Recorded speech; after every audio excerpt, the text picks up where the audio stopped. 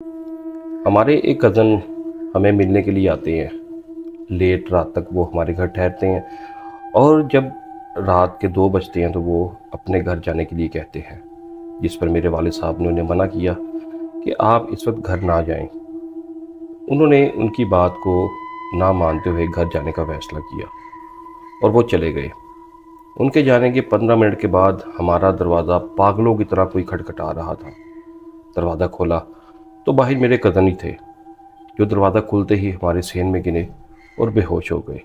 उनके साथ ऐसा क्या वाक़या पेश आया जो आगे चल के हम आपको बताने वाले हैं।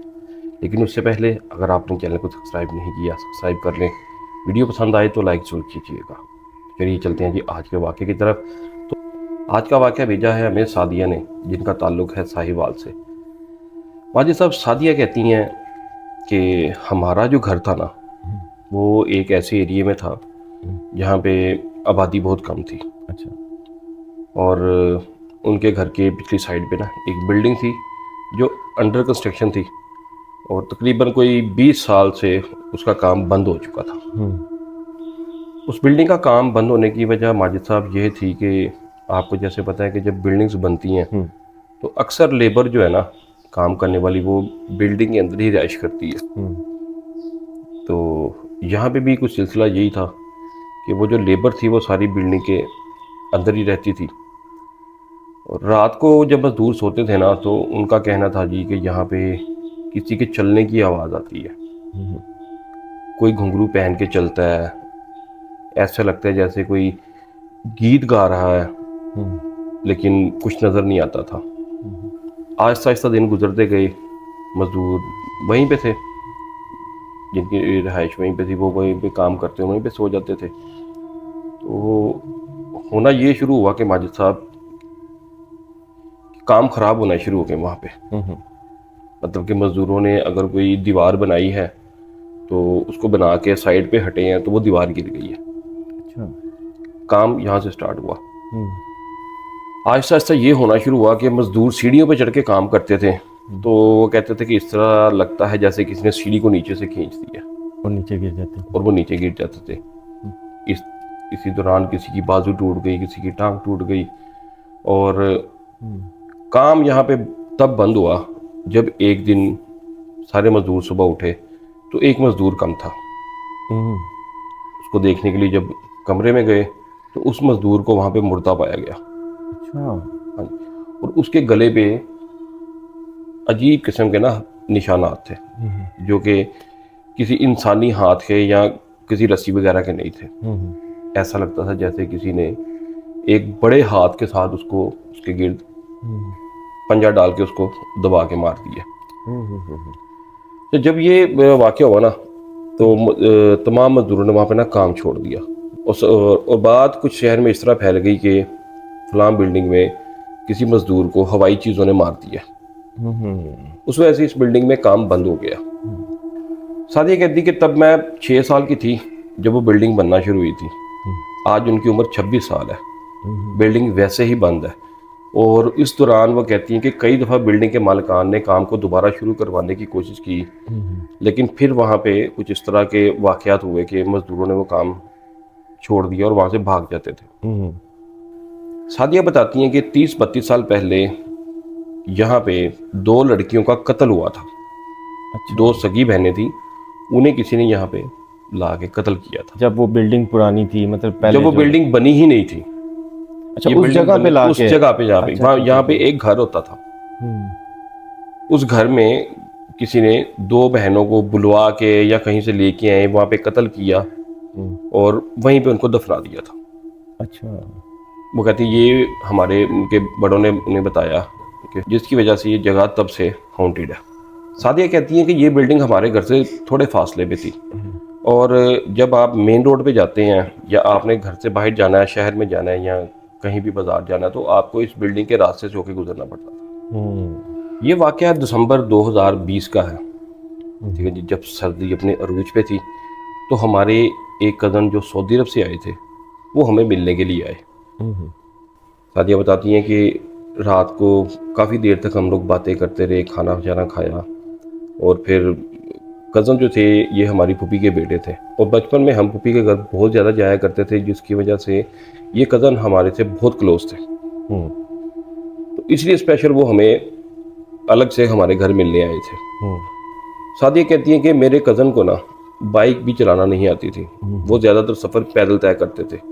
उसकी वजह ये थी कि वो शुगर के मरीज़ थे और वो पैदल चलना ज़्यादा पसंद करते थे। फूफो का घर उनका जो था ना, वो वहाँ से कोई कहने के 2 से 2.5 किलोमीटर दूर था, अच्छा, और मेरे कज़न ने ये सफ़र पैदल तय करना था। खाना वगैरह खा के उसके बाद ड्राई फ्रूट चलना शुरू हो गया, सब लोग बातें करने लग गए, और इसी दौरान डरावनी बातें शुरू हो गई। डरावनी बातें करते करते पता ही नहीं लगा कि कब 2 बज गए। अच्छा, अब साथिया बताती हैं कि 2 बजे मेरे कज़न ने जब घर जाने का इरादा किया तो अब्बू उन्होंने मना किया कि इस वक्त आप घर मत जाएं।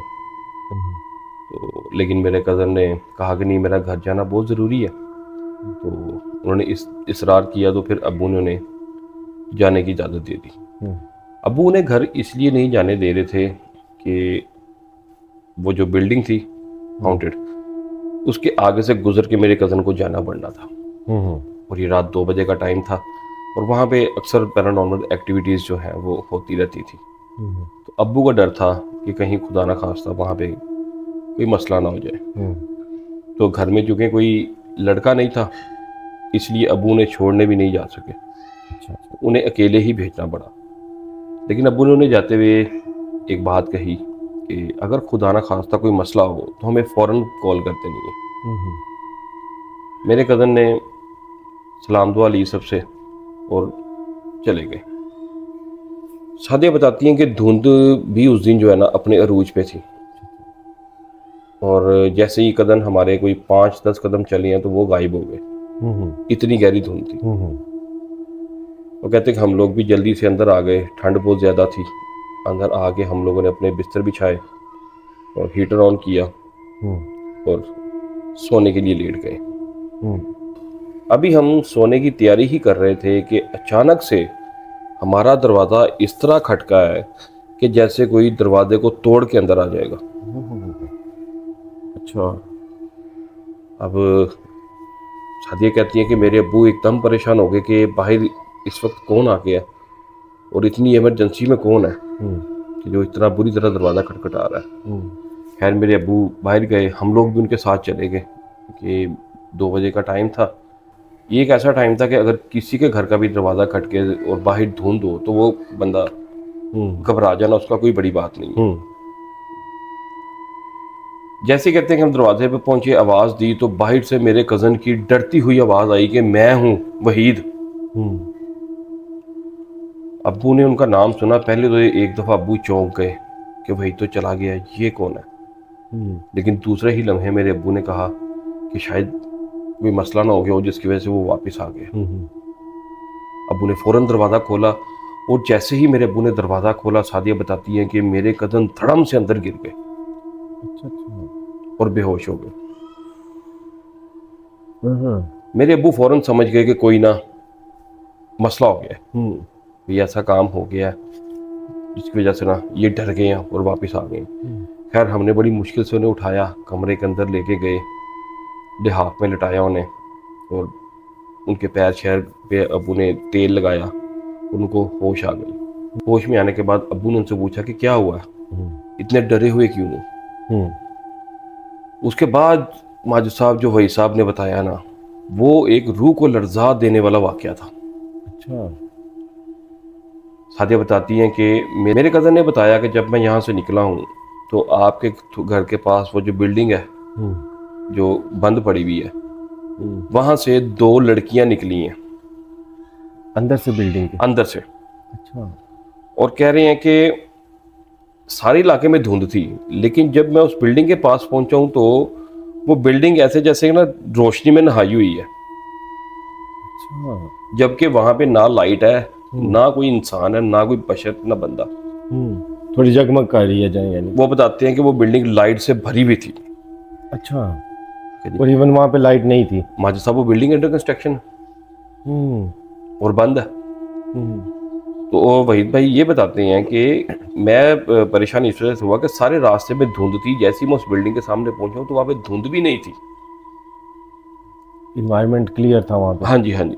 हम्म कहते 2 लड़कियां निकली हैं, एक की उम्र कोई 20 से 22 साल होगी और एक कोई 25-26 साल के हम्म करीब 2 लड़कियां। उन्होंने हाथ में एक डिश पकड़ी हुई है। हम्म तो साथिया बताती हैं कि मेरे कज़न थोड़ा पीछे थे तो उनसे पहले वो बिल्डिंग से निकली हैं और उसी रास्ते पे चल पड़ी हैं जिस रास्ते से मेरे कज़न जा रहे थे। अच्छा। लड़कियां उनकी आगे थी और कज़न मेरे पीछे थे। हम्म तो भाई साहब को तो पता नहीं था कि ये बिल्डिंग का मामलात क्या है, हम्म ये हॉन्टेड है या वहाँ पे ऐसे वाक़यात हो चुकी हैं। वो इस बात से बेखबर उन लड़कियों के पीछे ये सोच के चलते रहे हैं कि यार इतनी रात को ये लड़कियां कहाँ जा रही हैं, हम्म कौन है और पता नहीं कहाँ पे जा रही हैं। हम्म तो ये उनके पीछे चल पड़े। कहते हैं कि चंद कदम मैं अभी चला हूँ आगे तो लड़कियां एकदम ना गायब हो गई हैं।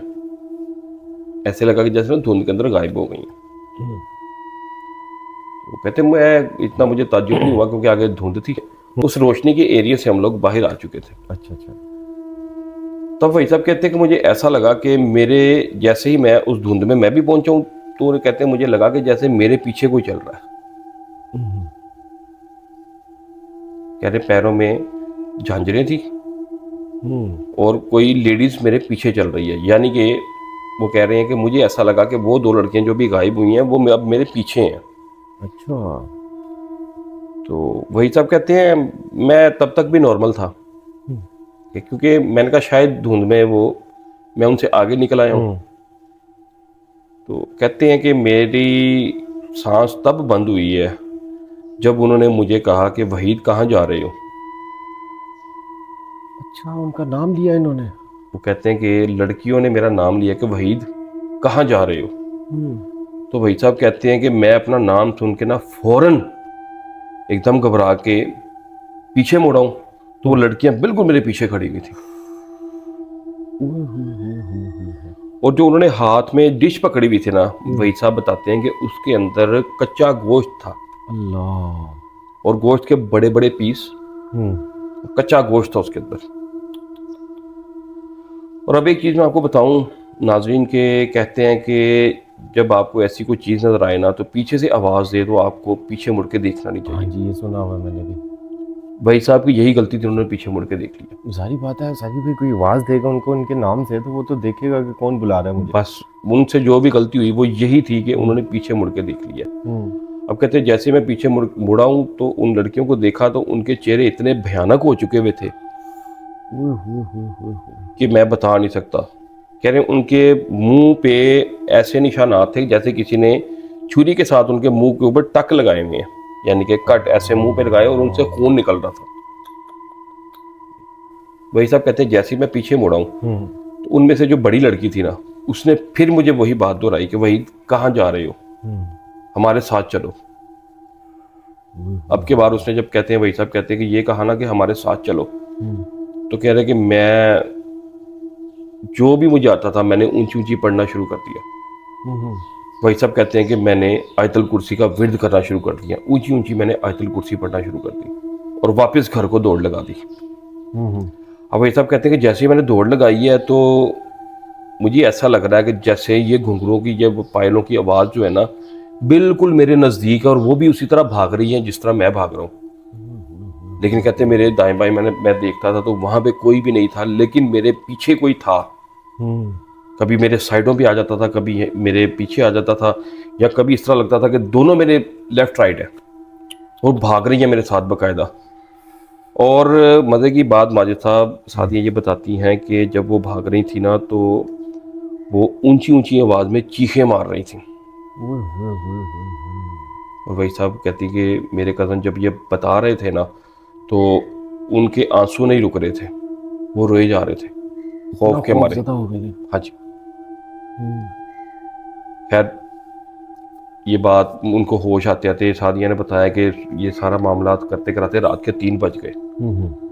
हम लोग बहुत घबरा गए, हमने उन्हें घर नहीं जाने दिया। अब उन्होंने वहीं पे सुलाया। दूसरे दिन सुबह मेरे अबू ने साथ लेके खुद गए, फूफा के घर छोड़ के आए। तो वाक़यात यहाँ पे ख़त्म नहीं हुए।